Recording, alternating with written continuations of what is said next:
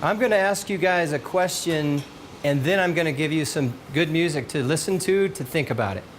I want you to ask yourselves and the person next to you, and you're going to have to talk close because the music's going to be loud. Why are you here? Why are you right here, right now? And then why are you at this conference? And then I want you to ask yourself the third question in the same vein is, what are you going to do when you leave today? All right? So have that discussion amongst yourselves. I'm going to put on some music, and there's a prize for the person that can guess the name of the song, the movie that made it famous, and the main actor in the movie. Think about that while you're having the conversation with the other people. The reason I did a little bit of music prior to me is because what you just experienced usually sucks the energy out of you, and that's lunch. Sometimes we eat too much, or we lay down afterwards. So there'll be other exercises to keep us awake as well. As you've already been introduced, I'm Greg, Aden, and instead of talking about coaching, I'm going to act like I don't know anything about coaching, because I really don't. I know a lot about sales and development, and I know a lot about service.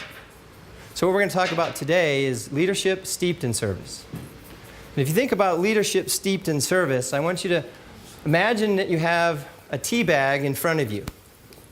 A tea bag. I don't care if it's black, orange, green, mint, herby, latte, whatever it is. And you can create whatever you want in that tea bag. That'll be leadership. Okay?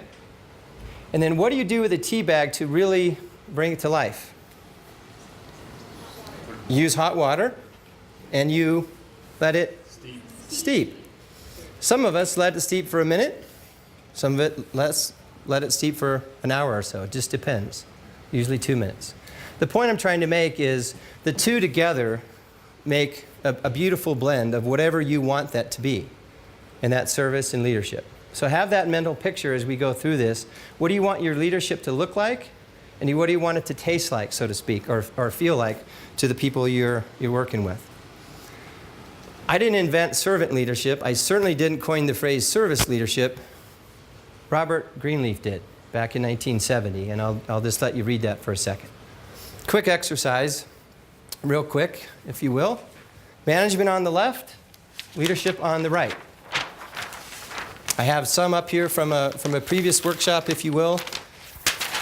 Process, this for management. Process, execute, detail-oriented, problem-solving, tactical, scientific, my way or the highway, autocratic, forceful, follows rules, organized. Sound familiar as far as management is concerned?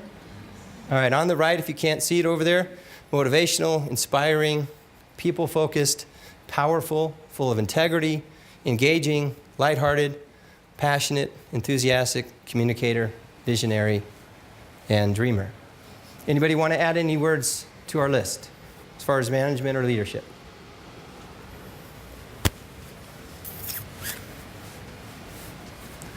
Yes, sir. Listening for leadership.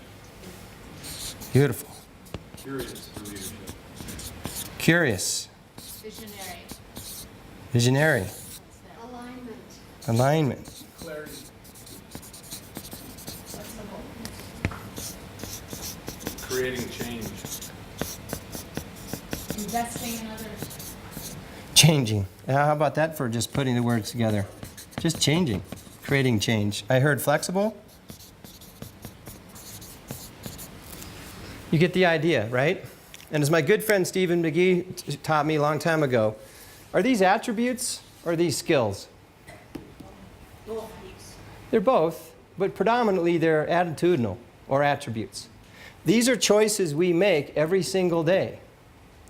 And what I focus on is impact and influence and inspiration in my coaching. You impact through words and you influence through relationships. We'll get into that in just a second. So of these two, which has the most room, if you will, for service? Management or leadership? Leadership. It's kind of a rhetorical question, but just because we're filming it, I have to ask.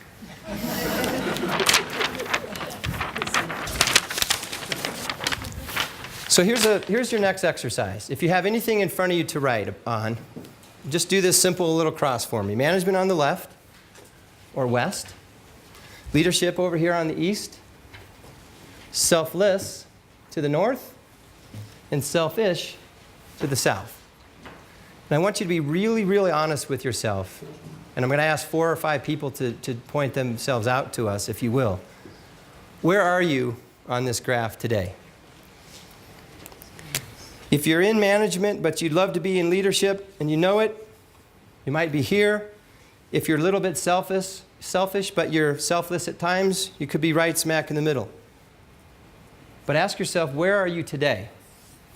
The follow-up question is going to be, where will you be in 90 days? Based on what you hear today, what you read, what you dream about, and how you practice the attributes of service leadership. So think about this as you go through the next 90 days. Where are you and where will you be based on actions and changes that you'll make in your life, okay? The authentic leader within. What would that look like for you? And I've got something up here that just kind of outlines authentic in a unique way. Gives you something to kind of visualize as we go through the day. But if you were to sincerely unleash your authentic leader, what would that look like? Attitudes and habits, unlocking passion, trust and rapport, holding on to your vision, empathy, natural skills and abilities, temperament and behavioral style, inspired, character and emotion, maturity. That's one way of looking at authentic, other than the word authentic being real. How you create leadership steeped in service, it just doesn't happen. We create it. We create it every day in the way we speak, the words we use, the behavior we have, and the relationships that are in our life. And at this point, think about your relationships, whether you're at home or you're at work. And a lot of us can be this way at work and this way at home. Why do you plan and get detail-oriented at work, and then when it comes to helping out, planning a weekend, planning a vacation, planning something else at home, it's like you just forget about it. So if you're in your integrity, if you will, with your behavior and your relationships, you're this way at home and you're this way at work, and vice versa. Just something to think about. That's why I do what I do. Because I've seen the other side. And I love serving people. And with all the sales awards I got, I recognized when asked to speak publicly about it, how did you do all the quantity? It wasn't about selling. It was about serving. So a part of me was actually doing a lot of great things for a lot of wonderful people. I think service leadership or servant leadership is one of the most important things that we can do for one another, our relationships, our organizations, and quite frankly, the betterment of the planet. How may I serve you? So if you're comfortable getting up just for 25 seconds, and I want you to practice this just for a second. Pick a partner, stand up, look in each other's eye, and ask the question, how may I serve you? This may be the first time you've asked somebody this question. But like we heard today, if we don't do it once, we're not going to do it twice. And if we don't do it twice, we can't do it for the rest of our lives. And if you don't like it, then don't say it again. But let's try it. Everybody stand up and look someone in the eye and ask, how may I serve you? Okay, stop the hugging. Stop the gazing. Isn't laughter awesome? Love, what is it? Drugs, sex, rock and roll? How about love, laughter, and music? I don't know. I think it'd be great. So how was that experience? Awkward? Not really, right? Especially if you meant it. The easy part is to ask somebody. The difficult part is to what? Listen. And with these are always going to hear you, but this means I get you. I will provide that. I thought it was harder to ask for service or to tell somebody else how they can serve me. That was hard. Harder to ask? When they asked, when somebody asked, it's hard for me to say. How many, the comment was it was harder for us to respond to the question. That was hard. Anybody have that same experience? Could it be we're used to how can I help you? Yep. And here's another analogy that I'd like to throw at you, and then I'll come back to this question. We ask this question all the time, how you doing? Up north or to the northeast, how you doing? They don't really care. It's just something we ask people when we walk by them. It's an obligatory, how are you doing? Good, great, average, okay, blah, no emotion, no feeling. Feeling, wow. How about that interesting question? How about this one? Brad, how you feeling today? Good. Sad, happy, enthusiastic, embarrassed, frustrated. Now, I'm not saying we have, hang on a minute, let me pull out my feeling wheel and go to, I'm feeling kind of low purple today, or upper red. But again, if we got used to really caring about how are you feeling today, we might get a great response. Just part of serving versus just something I need to do. And the other thing is an I am statement. How many people have an I am statement? I know Todd does, probably some coaches, Karen. All right? Simple and incredibly powerful. Again, the quadrant has nothing to do with the directions this time, but on the upper left is God-given talents. Born with them, have them forever. No one can take them away. For me, I'm inquisitive. That's one of them. Some people call it a talent. Some people call it an irritation. Passions. What are you truly passionate about? Not hobbies, not interests, but passions. And on the bottom left, judgment and resentment. What do you have judgment and resentment towards? We all have them. Don't try and tell yourself you don't, because you do. Mine? It's people that can, but they won't. They're capable. They have all the time, all the fingers, all the toes, all the energy, but they just don't want to get off the couch and they want to live like this. Partly because society, especially in this country, has said, hey, don't worry, we'll take care of you. Drives me nuts. But that's my problem, but I'm honest about it. Society needs. What, in your opinion, does society need? Better teachers, better colleges, better coaches. I don't know, whatever it is for you, write it down. So you write everything that is in each box. You step back, whether you use 4 flip charts or 5 yellow pads, doesn't matter.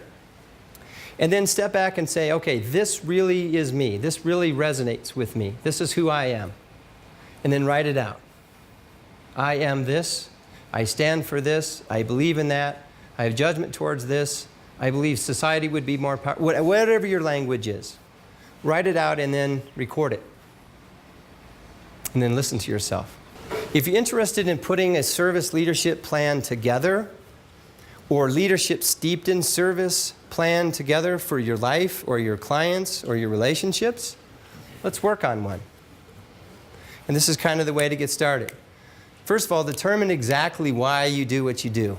What is the essence of your profession and what's in your heart? Set intentions for the how and when.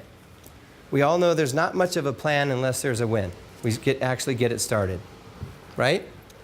Treat yourself and decide to unleash. Remove any barriers that are keeping you from really doing what it is you want to do. And I hope serving others is not only very interesting to you, but has a sex appeal to it. And it's different, and it's new.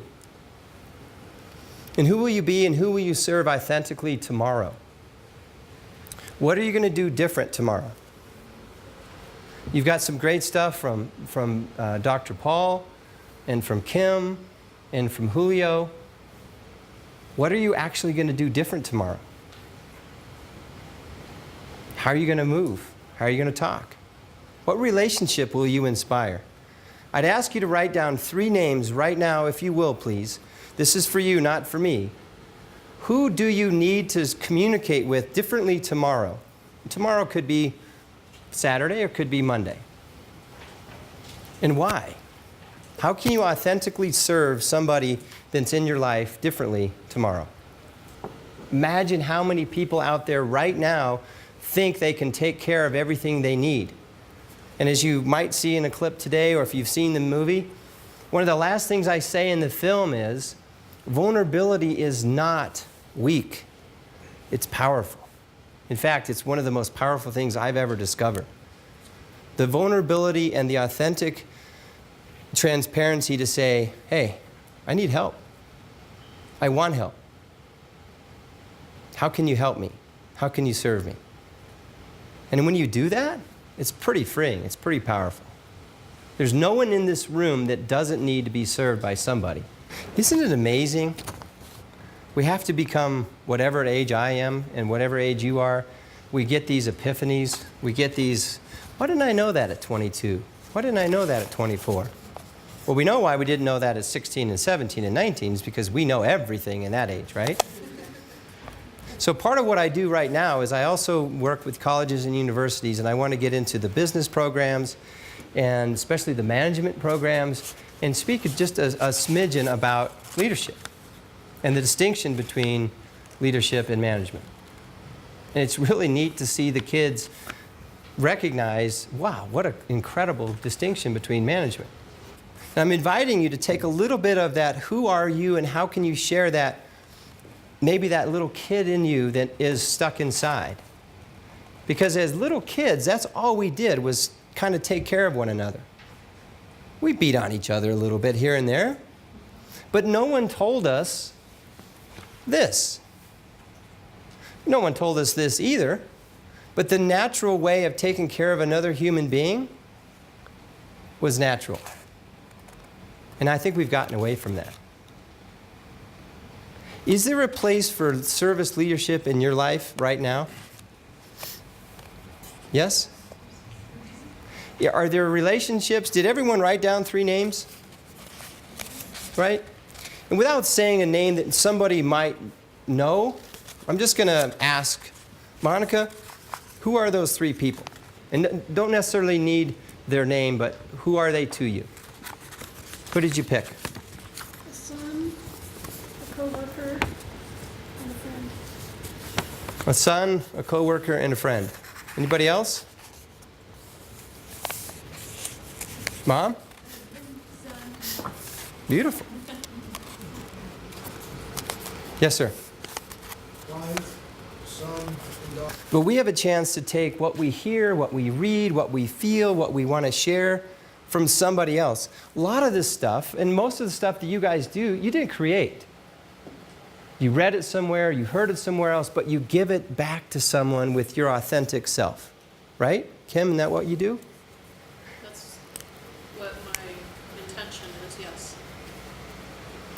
And all we have to do is give credit to the person that had the great idea. But usually behind that person's great idea was someone else's great idea. The founder of is rare. The user of is not rare. The appreciator of is not very rare at all. But how about the receiver of information and the way we provide it in a way that is service first and leadership second? That's all I ask you to consider today. A lot of information and a lot of asks to do things different. There's got to be a filter of being courteous. Right. Because the long word I said earlier, being conscientious, kind and considerate. I don't think we'll ever get away from that.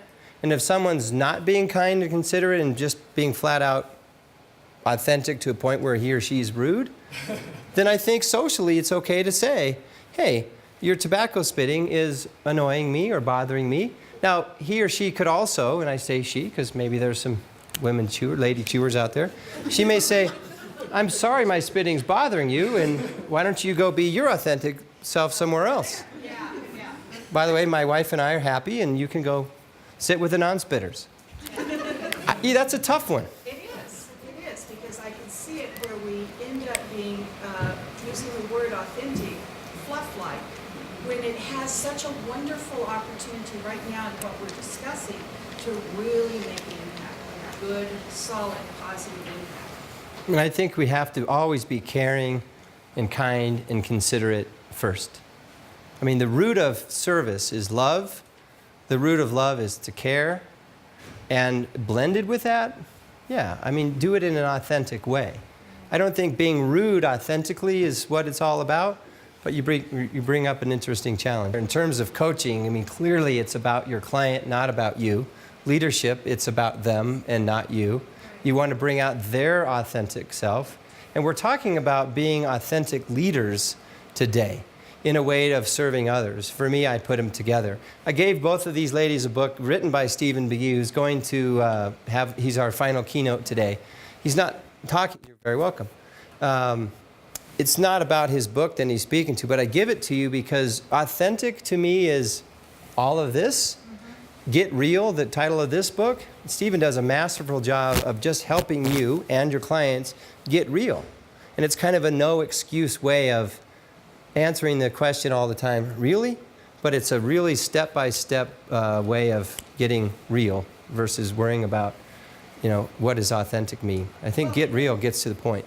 When we're communicating with somebody about somebody, have the courtesy to make sure that they're involved in the conversation. That's true service. There's nothing worse than talking about someone when they're not around. Servant leader kind of comes down to these 10 things.